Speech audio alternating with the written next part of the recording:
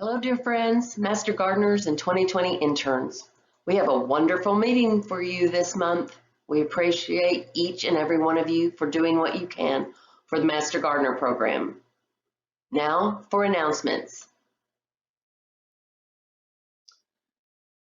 The Board of Officers and Directors has much to do for the next 4 months. Revise budget procedures and provide to the project leaders and coordinators. Complete the 2021 budget. Organize Zoom meeting for October annual business meeting, which includes a live speaker presentation and the board election. Transition board roles after election. Continue with virtual monthly meetings into 2021.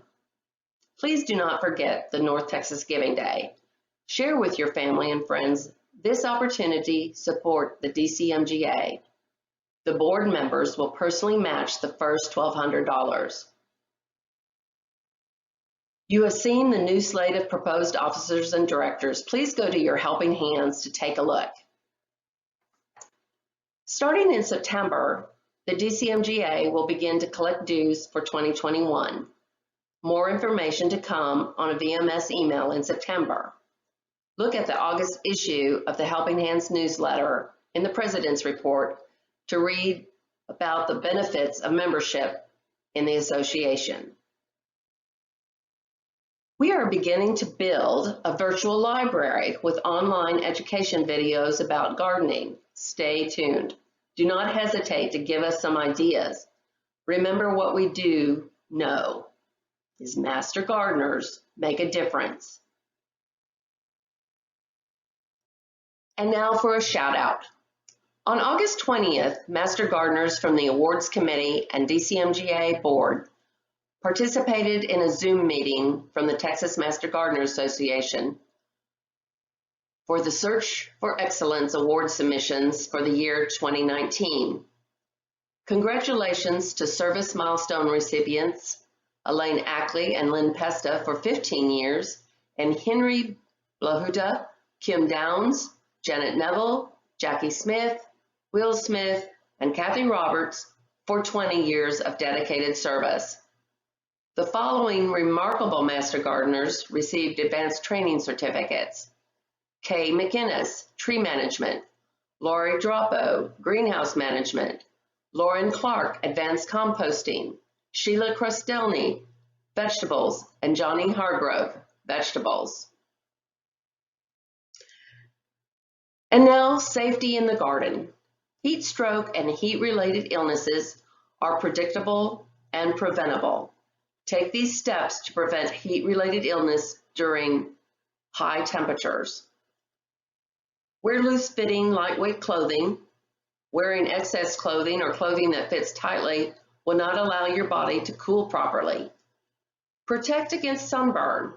Sunburn affects your body's ability to cool itself, so protect yourself outdoors with a wide brim hat, sunglasses, and use a broad spectrum sunscreen with an SPF greater than 15. Apply sunscreen generously and reapply every 2 hours, or more often if you are swimming or sweating. Drink plenty of fluids. Staying hydrated will help your body sweat and maintain a normal body temperature. Take extra precautions with certain medications. Be on the lookout for heat-related problems if you take medications that can affect your body's ability to stay hydrated and dissipate heat. Take it easy during the hottest parts of the day. If you cannot avoid strenuous activity in hot weather, drink fluids and rest frequently in a cool spot. Try to schedule exercise or physical labor for cooler parts of the day, such as early morning or evening. Limit time spent working on exercising in heat.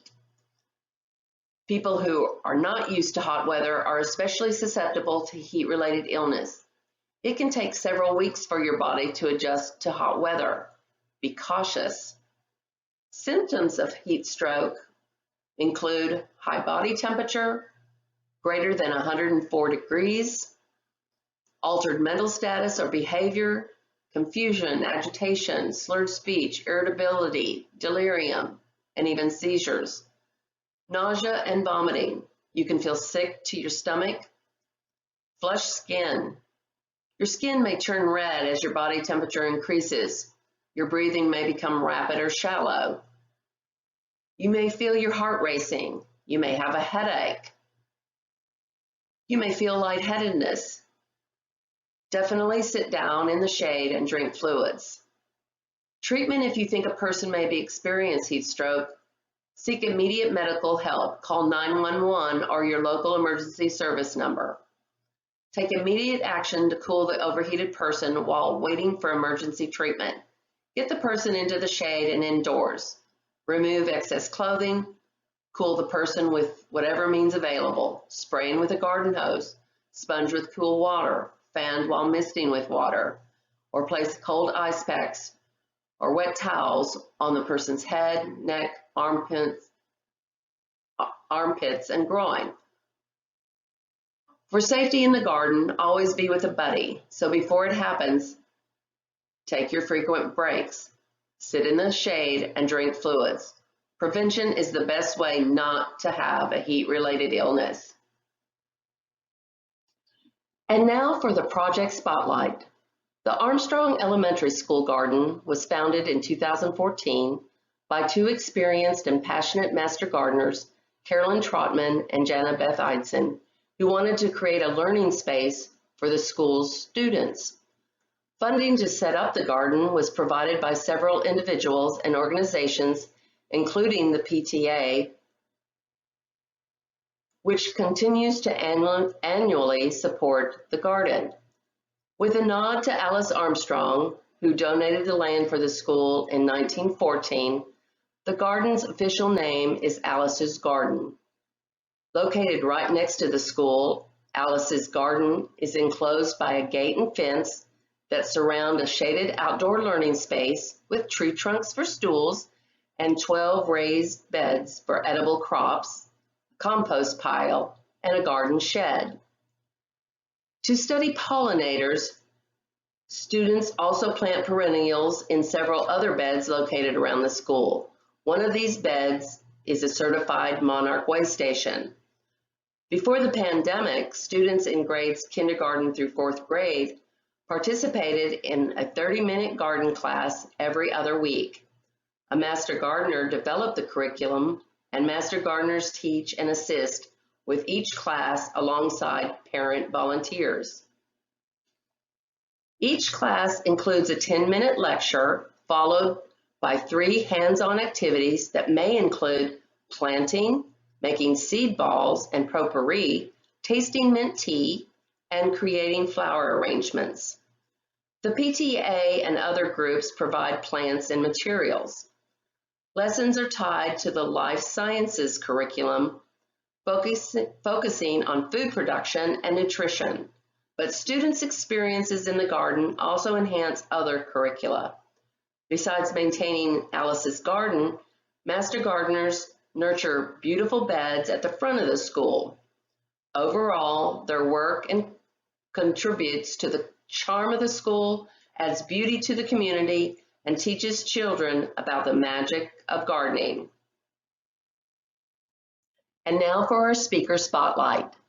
Raised in Dallas, Larry Thompson enjoyed gardening with family and friends in both Texas and Oklahoma for many years before he became a certified Dallas County Master Gardener in 2015. Since then, he has continued to expand his knowledge by attending gardening seminars. Larry participated in the Master Gardener Advanced Training on Vegetables program offered by the Texas Master Gardeners Association to certify master gardeners as part of a state corps of vegetable volunteers and educators. He also took courses offered by the Square Foot Gardening Foundation to become a certified instructor in the Square Foot gardening techniques originated by Mel Bartholomew. Finally, he attended the STAR, State of Texas Alliance for Recycling, Certified Master Composter class offered by the city of Grand Prairie. Larry's passion is being the garden coordinator who gardens and teaches for the Capel Independent School District's gardening program.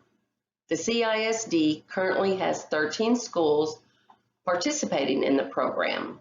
Students from kindergarten through 8th grade learn and use organic, sustainable methodologies, including raised beds, drip irrigation, square foot gardening, and composting. Given his experience with CISD, Larry gave a presentation about school garden programs, their successes and challenges at the Master Gardener Advanced Training Vegetables sponsored by Dallas County this past February. Larry enjoys maintaining his home vegetable garden with his lovely bride, Jamie, and he volunteers at the Capel Community Garden. Thank you, Larry, for everything you do. During the Texas Master Garden Association Award ceremony, Dallas County won the following awards. For first place in project category for Beyond Rose Rosette, Lake Cliff Abelia Demonstration Garden. Lake Cliff Park is in Oak Cliff. And for second place for written education, all about butterflies, youth education curriculum presented at Exxon Mobil Day at the zoo. Please, everybody clap and make some noise. Congratulations. Well done. And now for another shout out. Thank you to the awards committee for their outstanding commitment and perseverance in submitting these winning awards. Committee members include Margaret Marshall, Chairperson, Linda Bertle, Judy Carpenter, Julie Garza, Cynthia Jones, Lisa Meyer, Linda Seidel, and Zandra Ferris. And before we get to the presentation, I want to let you know that we have videos to show you and pictures. I have given a very short video on the sun coming up on our farm in Springtown, Texas, northwest of Fort Worth. It was a lovely morning and we got there as the sun came up over the house built in 1942. The farm was bought in 1928 by my husband's grandfather. We inherited 660 acres, but not the acreage with the house. The Natural Resources Conservation Service, which is part of the U.S. Department of Agriculture, came in and sculptured the scraggly gullies into rolling hills in the early 80s. We have had 2 ponds at that time, but the NRCS put in 3 more to have 1 in each fenced pasture. We have no wells, so we depend on the rainwater to provide all the water to the cattle and the wildlife. We have never cut down a tree. It is a place of peace, except when the cattle think they are getting fed, and they can be very loud. We have wildflowers and a small stream among the trees in the back pasture. You will also see videos from the Master Gardener Project Bathhouse Pollinator Garden.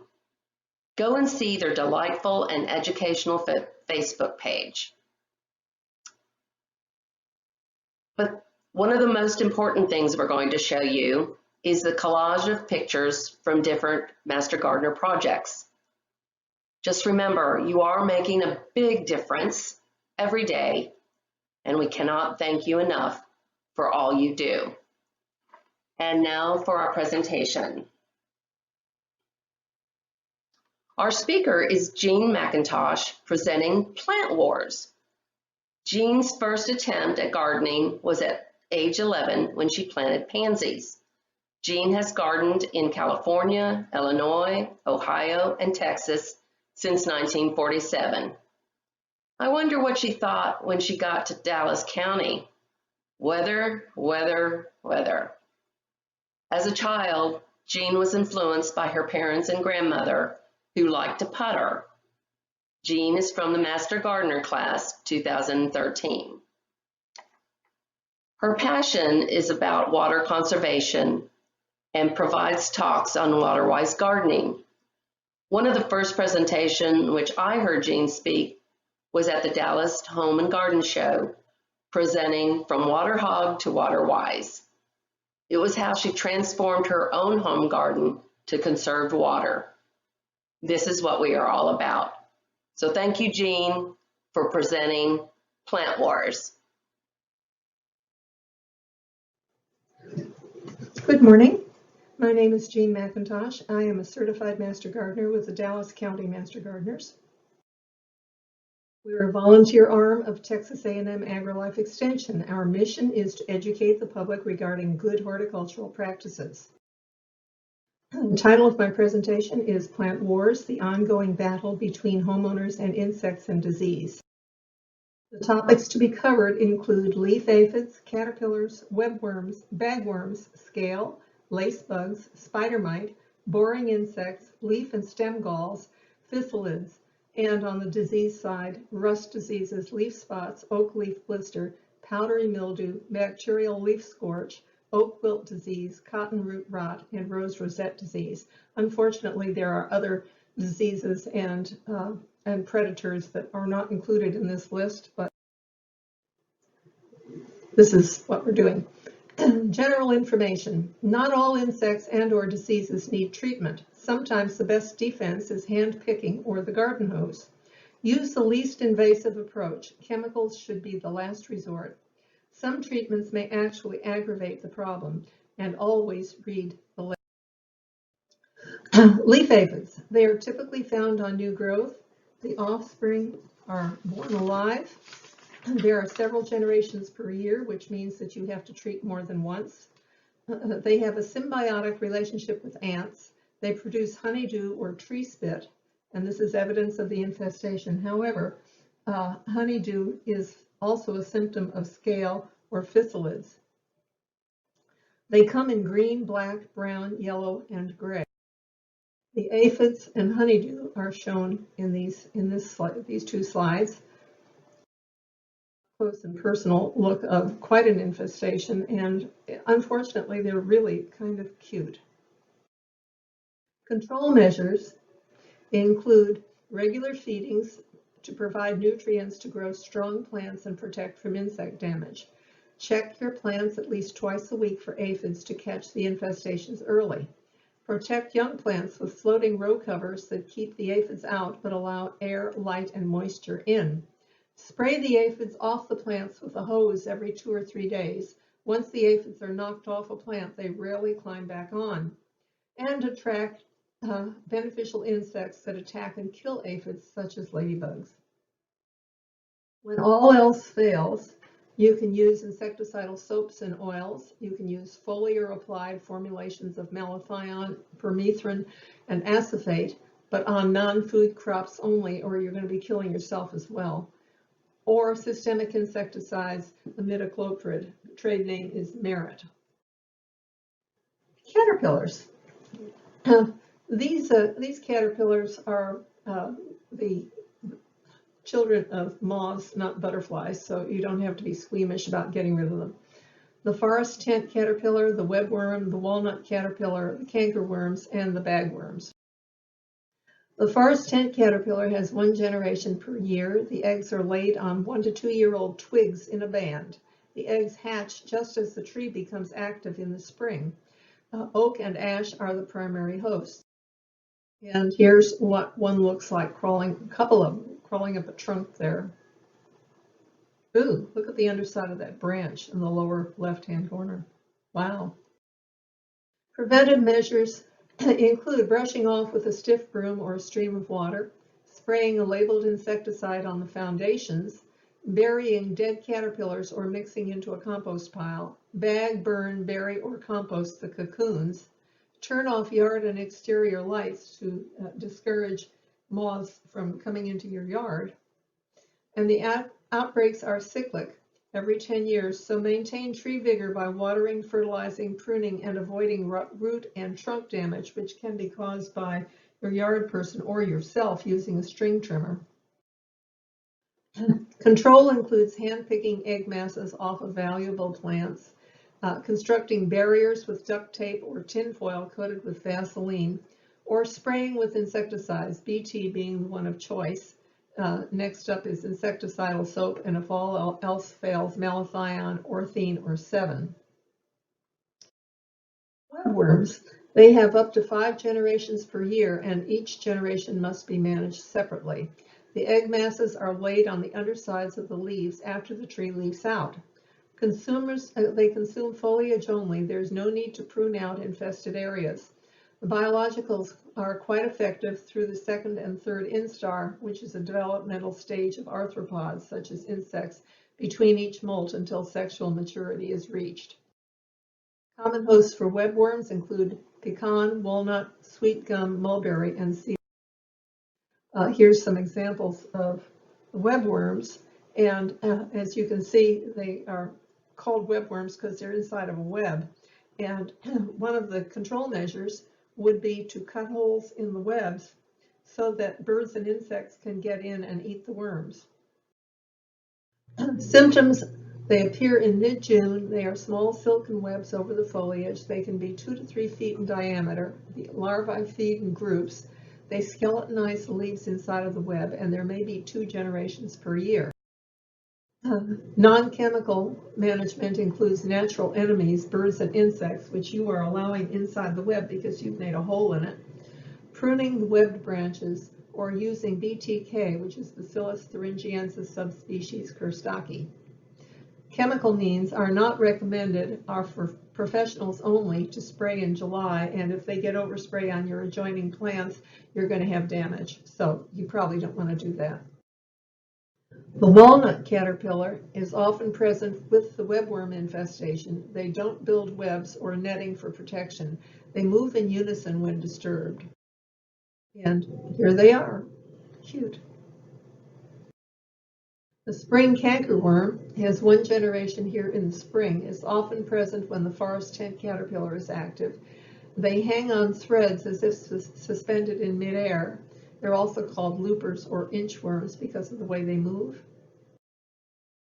They're controlled with foliar sprays of BT in the spring, tree banding in November and December, professional applications of liquid 7 every 5 days, which is harmful to beneficial insects, or insecticidal soap 3 sprays per week. And if you're having it done professionally, which they recommend here, that's going to cost you a bit.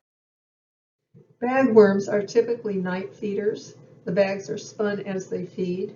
The base of the bag remains open for about 2 weeks. You cannot manage them after the bag. And here are 2 bagworms. They're controlled with BT, with nematodes, with Tempo, Dilox, or Conserve. That's cyfluthrin, trichlorophon, and spinosad. Thorough coverage is a must. Scale insects. We have leaf and twig scales. Most tree species have some infestation. There's a small window to manage with traditional pesticides during the crawler stage. Management recommended if you have 8 to 10 per 12-inch stem. Under that, just leave it alone. These also produce the honeydew. Here are some pictures of scale insects and a little anecdotal story. I had a Rose of Sharon that one spring was absolutely covered with scale. It looked like the picture on the left there. And so I looked to see what was the appropriate thing to do and settled on imidacloprid as a drench. And the directions said to dilute it to, according to the tree size, I was to use 30 gallons as the drench. I got to 20 gallons and the tree and I both said enough is enough, and we stopped. A week later, there was not a sign of scale. And as a matter of fact, that was about 4 years ago, and I haven't seen scale on it since. Twig scale. There are 1 to 2 generations per year. The female body becomes the egg mass. The young hatch as the crawler stage. Severe infestations can cause dieback and stunted growth. And here's some pictures of twig scale. More pictures of twig scale. Common hosts for twig scale include the live oak, the red oak, the pecan, and the silver maple. Leaf scale. They infest the top and underside of the foliage. There are several generations per year. They are very damaging on certain plants. And they look rather like the quilting ladies had been by for a session. Management includes natural enemies, control of pest-tending ants, horticultural oil late in the winter, replacing the plant with pest-resistant species, or periodic monitoring and periodic. You can control with tape traps, which are transparent double-sided sticky tape at the time of foliar insecticide application. You can prune heavily infested twigs and branches, natural predators, and contact insecticides, including horticultural oils such as Bonide and Monterey, insecticidal soap, neem oil. Do not mix chemicals. Do not apply under 32 degrees or over 90 degrees or in high humidity, which kind of restricts when you're going to be able to do this in North Texas. Lacebugs. They have constant reproduction over 50 degrees. They feed on the undersides of the foliage. The damage is evident on the upper side of the leaves, tolerated if possible because the injury does not harm the plant. And here's lacebug damage. Common hosts for lacebug include the bur oak, the sycamore, the azalea, and the hawthorn. Control is by natural enemies, the assassin beetle and the lady beetle. Sprays such as Safer Bioneem insecticidal soap, Monterey horticultural oil, neem oil, and pyrethrin products. Systemic products include Merit, which is imidacloprid, and orthene. Spider mites. True spiders, not bugs, so an arachnicide is required for management. They are associated with high temperatures and decreased moisture. Damage is often aesthetic in trees. They look like tiny red moving dots. They're going to be very difficult to see on the plant. The best way to determine if the damage is from red spider mite is to hold something like a white handkerchief under the branch and then tap the top of the branch. And if you find little red dots on your handkerchief, you've got spider mites. And here's what the damage looks like. Hosts for spider mite include the live and the red oak, American and cedar elm, cypress, junipers, and marigolds. In my experience, it is a deadly mistake to ever have junipers and marigolds in close proximity or even in the same yard, because it seems like if you're going to have spider mite, you're just encouraging it. These two are just a lethal combination. Control includes predatory mites, soap spray, insecticidal soap or oil, horticultural oil, sulfur spray, such as Safer brand 3-in-1 garden spray, and arachicides, which include garlic extract, clove, mint, rosemary, or cinnamon oil. Boring insects. Infestation is usually involving several sites on the main trunk. Some species are solo, some also infest the crown.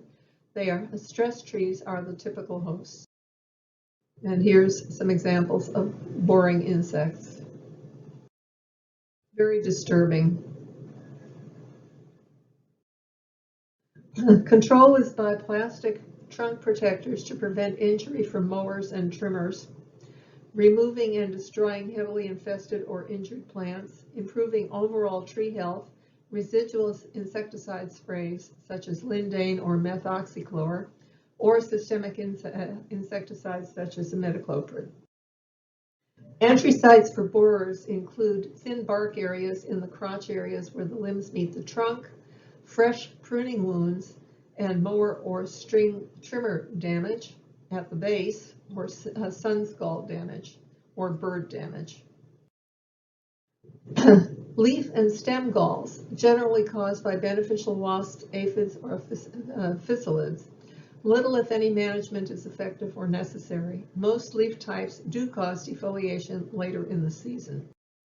Anyone who has a live oak in their yard is familiar with the gouty gall, the stem gall, because we find them rolling around on the ground. I've never seen this grape-like thing on the live oak leaf gall. It looks kind of like a bunch of grapes. Physalids, sometimes called jumping plant lice, they infest most fruit trees. They infest tomatoes and potatoes. They pierce the leaf surface and suck the sap. The adults are 1/10 of an inch long. They are reddish brown in color with transparent wings and strong jumping legs. The nymphs are flat and elliptical in shape, almost scale-like. Newly hatched nymphs are yellowish in color but turn green as they mature. Symptoms include the top leaves turning yellow and curling. Honeydew invites sooty mold. Here's the third one with the honeydew. They transmit disease-carrying viruses. They are host-specific and the adults are very active. Control includes horticultural oil in early spring, beneficial insects, diatomaceous earth, safer insecticidal soap, surround WP, and 70% neem oil. And here's a portrait of a physalid. And now we're on to the really nasty stuff, the disease problems. The foliar pathogens, most of which are controllable, and the vascular pathogens, which are not. Foliar pathogens include rust diseases, leaf spots, mildew, and anthracnose. The rust diseases have a number of different stages in their life cycle. They're not that damaging on most urban trees, and there are 2 different host species required to complete their life cycle. There are often 1 or 2 stages of strikingly different appearance on the rust diseases, and the elimination of alternate hosts may be a management approach. Symptoms include pale leaf spots developing into pustules. The pustules are found on the lower leaf surface. They are orange, yellow, brown, black, or white. The leaves turn yellow and fall prematurely, and there is reduced vigor of the plant. Control. Non-chemical control includes picking off affected leaves as they appear, avoiding excess of nitrogen fertilizer, removing diseased material at the end of the growing season, and the use of resistant cultivars when available. Chemical control for edibles and ornamentals are with copper-based fungicides. For ornamentals only, you can use Bayer Garden Cysteine Fungus Fighter, Bayer Garden Multi-Rose Concentrate 2, Scott's Fungus Ultra Clear, and Scott's Rose Clear Ultra. Leaf spots. Most are cause defoliation later in the season. All infect the foliage at emergence. Nearly all require moist, cool conditions. Few are more than a nuisance, and they overwinter in infected leaf debris. And here's leaf spots. And Gleosporium leaf spot on the elm. And anecdotally, I had Entomosporium leaf spot on my red tip Photinia, the only one I had left. And I found that by pruning out the damaged areas early in the season and then spraying at 10-day intervals with a fungicide, I'm keeping it under control. The new stuff is coming back looking good, and I have hopes of preserving the bush. Management includes raking up and destroying fallen leaves in the fall, not overcrowding the plants, pruning to increase light penetration, avoiding sprinklers that wet the lower canopy of the tree, and reducing stress by watering to keep 6 to 10 inches of topsoil moist during the growing season, maintaining 3 to 4 inch deep layers of mulch at least 2 inches away from the stem to allow air movement, and reapplying annually, and not fertilizing unless recommended by soil tests to correct nutritional deficiency. Powdery mildew. It's a large number of hosts. The colonization begins as soon as foliage emerges. 90% of the mycelium or fungal body is external, primarily on the underside of the foliage, and will cause defoliation and distortion. And here's some pictures of that. Powdery mildew. Some species distort the foliage, flowers, or have no negative effect at all. They're easily managed with foliage. Plant resistant strains. Prune or stake for maximum air circulation. Remove fallen or diseased foliage. Thick layer of mulch on clean soil prevents spores splashing onto the leaves. Washing daily mid-morning and treating with Serenade, Actinovate, or Green Cure. Oak leaf blister. It overwinters in leaf scales.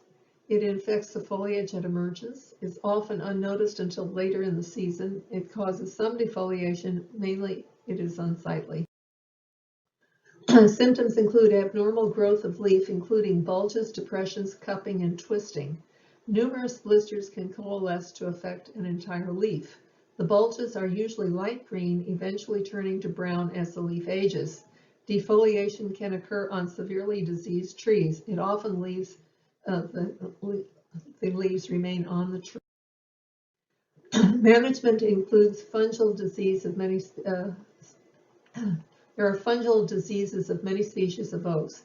Cool, wet weather favors outbreaks. It does not pose a threat to the life of the tree, but it is unsightly.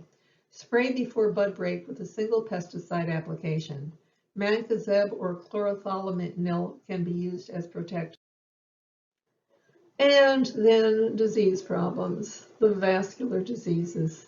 The only one of these which is not always fatal is bacterial leaf scorch. Bacterial leaf scorch is unusual in that in some species it is quite damaging while other species tolerate it well.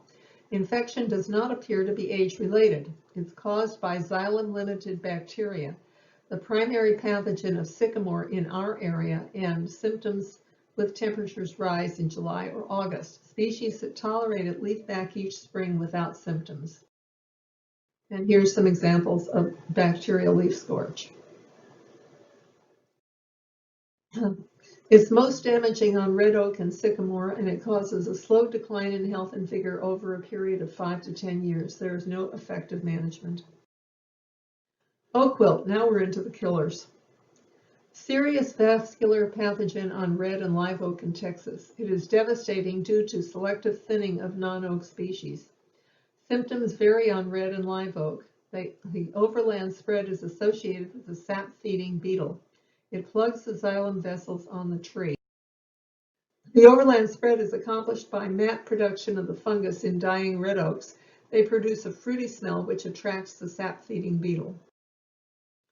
Here's some pictures of oak wilt.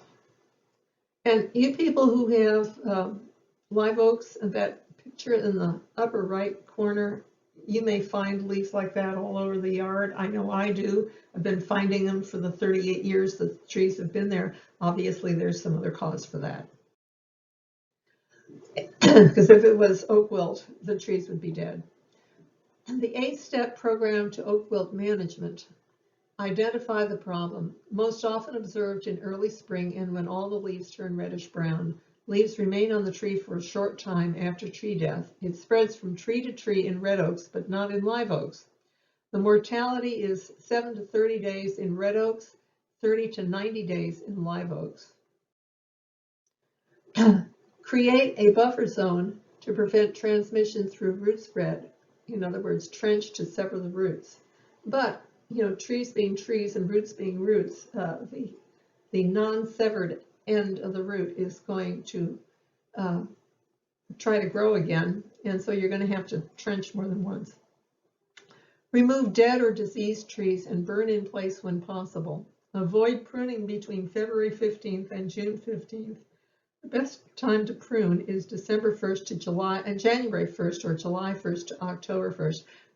Don't let any arborist try to talk you into, you know, when they come to the door and they say, your trees need pruning, and you say, no, sir, I'll pick when they're going to be pruned. Protect cut areas with wound print. Cover firewood piles with clear plastic. Inject trees in the buffer zone with systemic fungicides such as Alamo as a preventive. And replanting, you can replant the live oaks, the Spanish, the Shumard, and the water oaks, but it's best to use mixed planting. Cotton root rot. It can attack nearly all plant species. It's a normally rapid death which freezes the leaves on a plant. One of the most intensely studied pathogens in Texas. Once in a stand, it will move via root contact. In the Bradford pear, it can have a variety of symptom expressions. And here you can see it just walking right down that row of trees.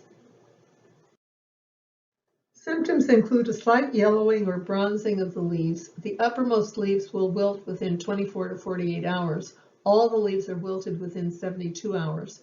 Permanent wilt by the third day, followed by death. Leaves remain firmly attached to the plant. Trees and shrubs may die more slowly. It invades by continual slow growth through the soil from plant to plant and can survive in the soil for years. It is difficult to control since fungal behavior in different crop soils and from year to year in the same field are erratic. It helps to have rotation of 3 or 4 years with monocotyledonous crops. You can add organic amendments using residues of various crops. You can try deep plowing, planting barriers surrounding your field with a resistant grass crop, fertilizing with nitrogen applied as ammonia to fumigate as much soil as possible. And our friend, the rose rosette disease, which has decimated the knockout roses in our area because they were so popular. That, by the way, is a witch's broom, a portrait of a witch's broom. The bad news is it's always fatal, and now I have to kind of backtrack on that set and say, mostly it's always fatal. It may take the plant several years to die, during which time it is contagious. All roses are susceptible. However, they are experimenting with they do have some resistance strains, and they are working hard to try to overcome this particular disease. And there is no known cure at this time. The good news, only roses can get it. The viruses cannot live longer than 2 weeks without a living rose. The Aphid mite cannot live longer than 1 week without a living rose. So the takeaway from this is that if you wait 3 weeks after you have removed the dead rose, you can replant because 3 weeks has passed, the 2 weeks for the virus and the 1 week for the Aphid mite. Mite has limited travel capability. He's only got 4 feet, and so he's stuck within about a 39-inch span of travel. Here is a portrait of an Aphid mite showing his 4 little feet at the end. Now, mind you, not all Aphid mites are infected with the virus, so you have a lot of variables here. Diagnosing includes observing the symptoms. Infected varieties may show different symptoms. Review the symptoms. Do not confuse with herbicide damage, new red leaves, excessive branching from heavy pruning, or other viral diseases such as the rose mosaic virus. If you've got multiple symptoms, you probably have RRD. You can have lab testing, but that is costly and takes a long time and really is not worth the effort and the cost. Rose rosette disease symptoms include the witch's broom, excessive thorniness except on multiflora roses, thick canes, small leaf size, deformed leaves and flowers, red coloration except on some ornamentals, shoot elongation, compactness of tissue growth for buds, leaf distortion, narrow, thin, or elongate, blighted blossoms, shoot and leaf curling, and shoots that look out of place. The only symptom exclusive to rose rosette disease is the witch's broom. All others may have alternate and treatable causes. Remember that. What do I do with an infected plant? Bag, discard plants, including the roots. Treat adjacent plants with a miticide, such as abamectin or horticultural oil, but this is prophylactic only, and very difficult to get into all the little hidden crevices of these plants where the mite might be hiding. So, it may work, it may not. Remove any wild roses in the vicinity and monitor weekly and act quickly. So, here's your list for managing. Remove symptomatic shoots by pruning. Now, this they've added. At the time that I took Master Gardener's training in 2013, they said, if you see any of these symptoms, you bag it and dig it and dispose of it. There were 3 of us in the class who had rose bushes that we were particularly fond of that were exhibiting some of the symptoms, not the witch's broom. And we decided that because we had this close family tie to the rose bush, we were just going to take off the bad canes and see what happened. And of course, several years later, that was what they were advising us to do. Anyway, I'm happy to say that 6 years later, I still have my rose bush. So, remove symptomatic shoots by pruning. Discard all diseased foliage immediately in the trash, not in the compost pile. If symptomatic shoots continue to appear, remove the plant. If RRD was present the previous year, heavily prune it in late winter. Discard all pruned foliage in the trash since it may harbor the mites. Follow dormant pruning with an application of dormant oil. Treat monthly with horticultural oil. Discontinue use during high temperature periods as indicated on the product label because you don't want to scorch your plant. Scout and remove wild roses in the area. Scout landscape roses in the area and follow these guidelines if symptoms are present on plants in the area.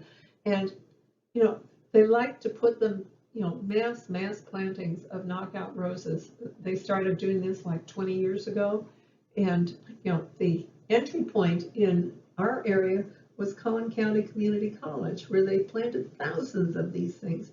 And of course, the wind comes and it blows the mite, and that's how it got into our gardens. Do not use leaf blowers near roses. It's the same reason you don't want to blow the mite around. For new installations, do not overcrowd the plantings. Use proper spacing. Consider mixed plantings of roses with non-rose plants to break the disease cycle. Promote health and vigor by irrigating during periods of drought, maintaining fertility, and controlling fungus. So your pre-active steps are: remove infected plants promptly, bag it, dig it, and dispose of it. Prune 2/3 of the rows after the last frost and before bud break. Spray every 2 weeks with a miticide labeled for areophyte mites and spider mite. Okay, symptoms: leaf and stem reddening. Common causes are normal plant development, new growth starting off red and turning green. Environmental conditions impact the length of time it takes for the color to change. In RRD, it is sometimes present. In roses infected with RRD, the stems may not turn green. Leaf distortion. Pest feeding such as spider mites, chili thrips, herbicide, or mechanical injury. It's usually present in RRD. Rapid stem elongation. This is normal plant development or a plant response to temperature fluctuations and fertilizing. It's often present in RRD. Leaf chlorosis, yellowing with mosaic patterns. Exposure to saline irrigation water, nutrient deficiencies, other viral diseases, lack of water or too much water, heat stress is sometimes present in RRD. Thickened canes, normal plant development, environmental conditions, excessive fertilization, plant response to temperature fluctuations. It is sometimes present in RRD. Premature development of lateral buds, pest feeding, such as chili thrips, herbicide damage, is often present in RRD. Abnormal leaflets that have a feather-like appearance and are drastically smaller than normal healthy leaves on that plant. Herbicide damage and contact with plant growth inhibitors. Roses can outgrow herbicide damage, sometimes also caused by chili thrips feeding. Most RRD infected roses demonstrate feather-like leaves or infected canes. Stems and thorns become rubbery and pliable. Rose canes that are 1 to 2 days old are tender and pliable. These canes usually harden up within a week of development. RRD, the stem does not harden up and remains pliable and can usually be bent in half without damage. The thorns stay rubbery and pliable. Multiple distorted stems produced at terminal end of branches or from a dormant eye bud resulting in a witch's broom effect. There's no known alternate cause. This is the most common and definitive symptom of RRD.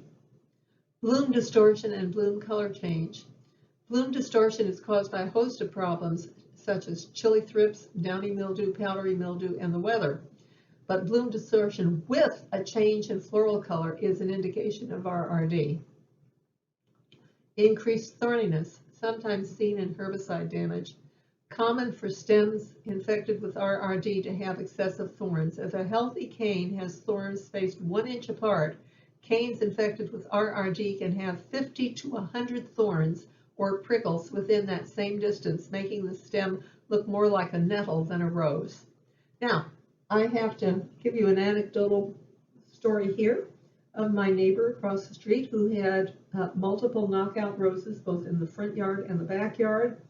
And all of a sudden, the top 6 inches turned red. And her gardener told her she had rosette disease. And so she came and she asked me, and I looked at them and I said, I don't think you have rosette disease. Have you sprayed for mosquitoes? And she said, yes, we sprayed about 3 weeks ago. And I said, well, I think you have herbicide damage. And I think we can prove this by simply cutting off all this red stuff and disposing of it properly, and then waiting to see what happens. And so I did that for her, and sure enough, when the new growth came in, it was perfectly healthy. So when you have to decide whether you're going to tolerate the mosquitoes or spray with something other than whatever these people are using that are busy flooding the internet with, oh, we'll get rid of your mosquitoes for you, because it is going to damage your roses. Okay, here we have red coloration. This is not on all roses. Some of them never have any red. Excessive thorniness. Witch's broom. Deformed leaves. Elongated canes and blighted blossoms. Okay, I recommend that you have a first aid kit in your garage or your garden shed or wherever it is you're keeping this stuff. Just keep it on hand so that when a problem does arise, you are not forced to run out to the big box store or get on the internet to Amazon and wait a couple days for them to deliver this stuff. The first on the list is BT. BT is safe for beneficial insects, birds, and honeybees. It's useful for caterpillars and mosquitoes, believe it or not. Horticultural oil. This kills only when sprayed directly on the pests, and it does not discriminate between the good guys and the bad guys, so you have to be really careful when you're using horticultural oil. Insecticidal soap. This is good for soft-bodied insects. It is non-toxic for birds and animals. Neem oil. It kills and repels about 200 different kinds of pests, including whiteflies, flea beetles, caterpillars, mites, and aphids. And I Googled neem oil and came up with 20 uses for neem oil, amongst others, of which only one was for plants. It was sort of, the huckster's answer to everything from cancer to psoriasis to, it was just did everything. So if you want to go and Google neem oil, it's a real eye-opener. Imidacloprid, which is, as we know, merit.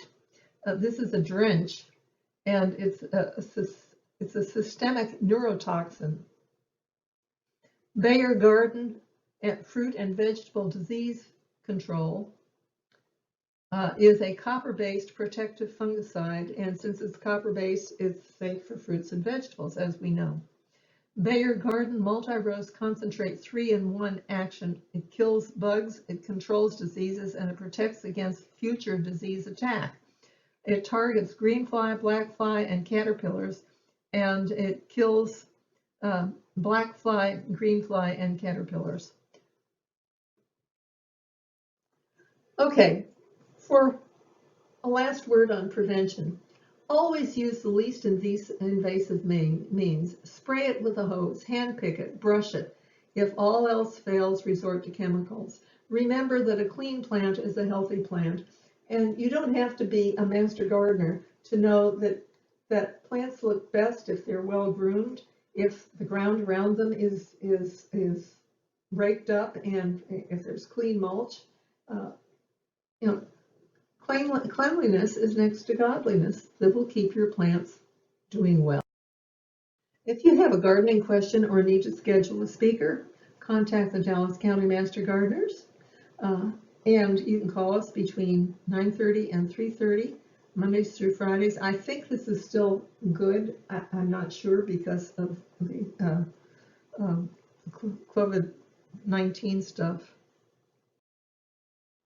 Find us on Facebook and Instagram. Sign up for our quarterly newsletter. And thank you very much for listening.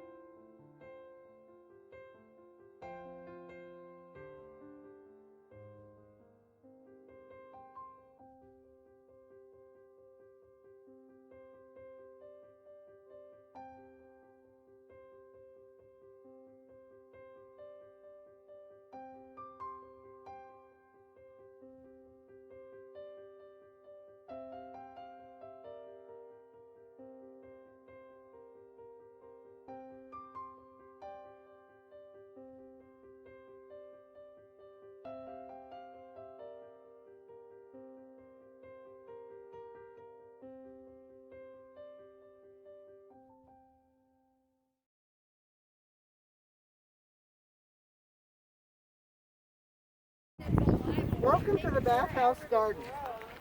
I conceived of this garden, sort of, in 2005 when I was taking the Master Gardener class.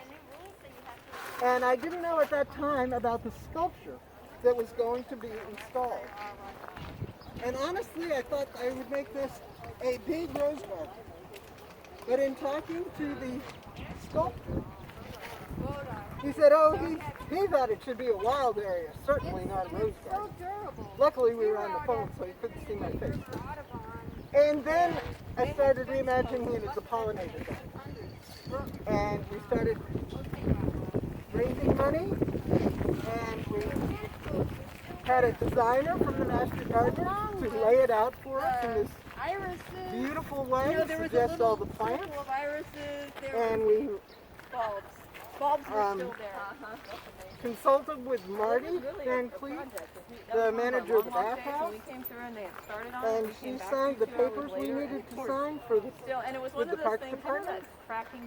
And we were off and running and doing nothing for 2 years until the sculpture was installed. So we planted in the summer of 2008. And we have many of the original plants still here. I wonder if it got struck with lightning. Some of them we have changed out for various and sundry reasons. Some, of course, died. Some we wanted to get more pollinators in here. So we try to have every plant offer something for the pollinators. And those are the bees, butterflies, and hummingbirds. And we see so many bees in here, there's no way to count them. And we see so many of the big native bees, the bumblebees and the carpenter bees. And it's just, in that regard, this garden's been a fantastic success. Especially in October, this garden is covered in butterflies. And it's so interesting to see that different species prefer different plants. And it's been a wonderful learning opportunity. We attract so many photographers. And whenever we're out here, under normal circumstances, when the garden is not behind a construction fence, we always have people stop and tell us how much they love this place. And I always say it's a labor of love, because I think everybody that works here, I certainly hope so, everybody loves being in here. This is a low maintenance garden. The main thing we do is cut it back. We deadhead. We only water our new plants. We don't water generally unless we've had, 6 weeks of no rain or something like that. And here we haven't been in here in over 2 weeks. And the garden looks fantastic. So I wish everybody could come and see how good it looks. We'll keep you updated on Facebook. Moss farm. So they put a little sideline. Alright, I'm gonna put mulch on some of these beds here. Just got weeded so we can keep the weeds down. There's this cool thing that they have, this agra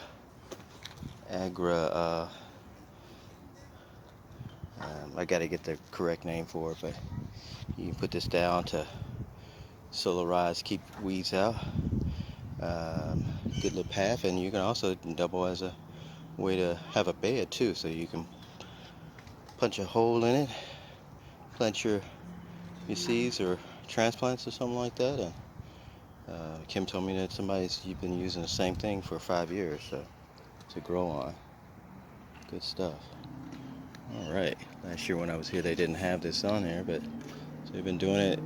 So it's working smarter, not harder. Allows you to be able to do less weeding and do more growing. So awesome.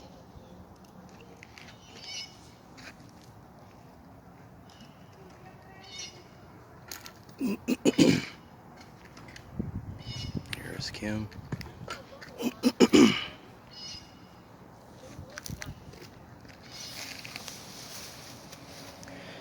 the tree there for birds.